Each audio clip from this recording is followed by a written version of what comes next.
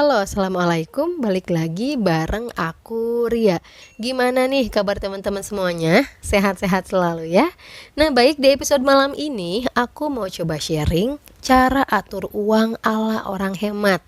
Nah, buat yang pengen tahu pembahasannya, boleh simak video ini sampai selesai. Dan yang belum subscribe, boleh subscribe dan nyalakan loncengnya dari sekarang, biar nanti dapat pemberitahuan kalau ada video terbaru dari aku. Nah, baik, langsung aja yang pertama, cara atur uang ala orang hemat yaitu menyiapkan anggaran untuk pengeluaran besar. Nah, biasanya orang hemat selalu mempersiapkan anggaran untuk pengeluaran besar. Biar apa? Biar nggak kaget, biar terasa ringan. Misalkan nih, nabung untuk mudik, nabung untuk bayar pajak kendaraan, nabung untuk liburan. Nah, kan lumayan ya pengeluarannya besar.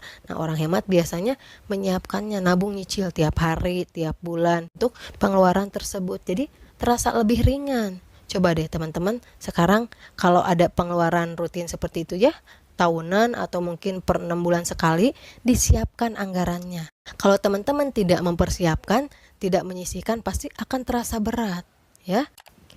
Kemudian yang kedua, cara atur uang ala orang hemat yaitu mendahulukan belanja kebutuhan. Nah, siapa di sini kalau pas udah nerima uang gajian bukannya mendahulukan belanja kebutuhan tapi langsung check out beli yang kurang penting? Siapa? Ayo, jangan lagi kayak gitu ya. Kita harus mendahulukan dulu belanja kebutuhan. Enak kalau kebutuhan sudah kebeli semuanya. Jadi gak bakalan ada istilahnya di tengah bulan kebutuhan tidak terpenuhi. Aku juga seperti itu. Kalau aku punya keinginan, nggak aku penuhi di awal bulan karena aku nggak tahu nanti akan ada pengeluaran yang cukup besar atau enggak. Ya meskipun aku udah menyisihkan untuk dana darurat, untuk tabungan, tapi kan maksudnya kalau kita punya pegangan uang tidak harus mengandalkan uang tabungan tersebut ya. Jadi aman uang tabungannya. Mungkin teman-teman selama ini ngerasa pusing uang tabungan kepake mulu ya karena itu terlalu mengutamakan dulu memenuhi keinginan, sehingga pas ada pengeluaran yang cukup besar di tengah bulan, uang yang tersisa cuma untuk kebutuhan. Makanya ayo kata aku juga, biasakan di awal bulan dahulukan belanja kebutuhan, diawet-awet dulu anggaran untuk keinginan, sekiranya aman akhir bulan silahkan penuhi keinginannya. Seperti itu ya. Kemudian yang ketiga, cara atur uang ala orang hemat yaitu selalu memisah-misahkan uang berdasarkan posnya. Nah, jadi orang hemat pasti selalu memisah-misahkan uang berdasarkan posnya, nggak dicampur-campur. Karena kalau dicampur-campur nanti pengeluarannya tuh nggak bakalan sesuai. Makanya ayo pas gajian dipisahin, udah dihitung-hitung. Oh, untuk kebutuhan itu anggarannya segini 1 bulan. Untuk bayar tagihan misalkan kalau ada tagihan segini. Kemudian untuk dana darurat segini. Kayak gitu ya. Jadi uang akan lari ke jalurnya masing-masing. Gak bakalan ada istilahnya gak bisa nabung karena sudah disisihkan. Jadi ayo mulai sekarang jangan malas untuk memisah-misahkan uang berdasarkan posnya ya. Kemudian yang keempat, cara atur uang ala orang hemat yaitu menyisihkan anggaran untuk keinginan. Nah, orang hemat bukan berarti nggak punya keinginan sama sekali, nggak ya. Normal, manusia normal yang punya keinginan, cuma lebih bisa mengendalikan diri, mengontrol keinginannya tidak berlebihan, tidak selalu dipenuhi. Dia paham mana yang harus diprioritaskan, mana yang tidak seharusnya diprioritaskan.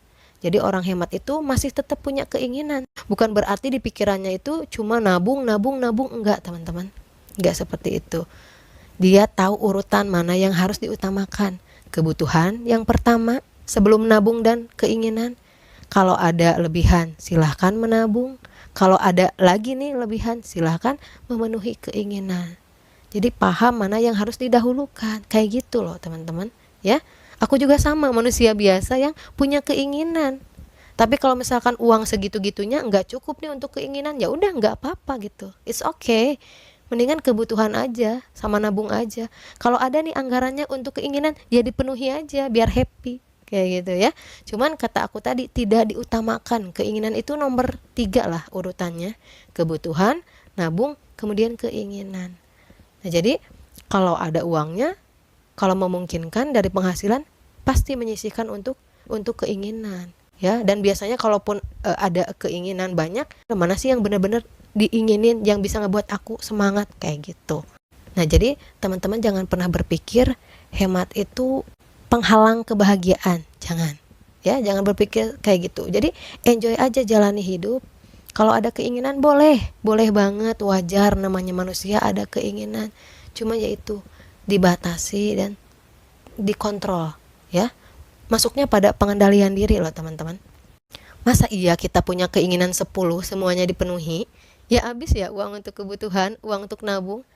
Ya pasti. Atau mungkin nggak mampu nih, maksain nyicil, kan ngerepotin diri sendiri kayak gitu kan. Jadi pikiran kita juga harus jalan gitu, jangan cuma ngikuti keinginan doang tapi kita tidak mampu, nanti ngerepotin diri sendiri. Jadi ayo mulai dari sekarang, teman-teman kalau pengen hidup hemat, buang jauh-jauh pikiran hemat itu nggak nyaman, nggak boleh memenuhi keinginan, bukan seperti itu. Tapi kita paham kapan semestinya kita mengikuti keinginan, kapan kita tidak harus mengikuti keinginan. Aku yakin banget kalau teman-teman pikirannya nyampe ke sana, tidak menjadikan hidup hemat sebagai tekanan, pasti akan lebih konsisten dalam hidup hematnya, akan lebih bahagia juga, nyaman ngejalaninya. Aku doain semoga yang selama ini dicita-citakan teman-teman, yang diimpikan segera terlaksana, dan tentunya bisa terus konsisten menabung, hidup hemat dan sederhana. Amin ya Allah ya Rabbal Alamin. Nah, oke, mungkin cukup sekian pembahasan di episode ini mengenai cara atur uang ala orang hemat. Sekali lagi, aku nggak ada niatan untuk menggurui. Aku cuma pengen sharing aja. Berharap video ini bisa bermanfaat buat teman-teman semuanya. Mohon maaf apabila banyak salah kata. Kalau suka dengan video ini, boleh like, komen, dan subscribe. Wassalamualaikum warahmatullahi wabarakatuh. Sampai jumpa.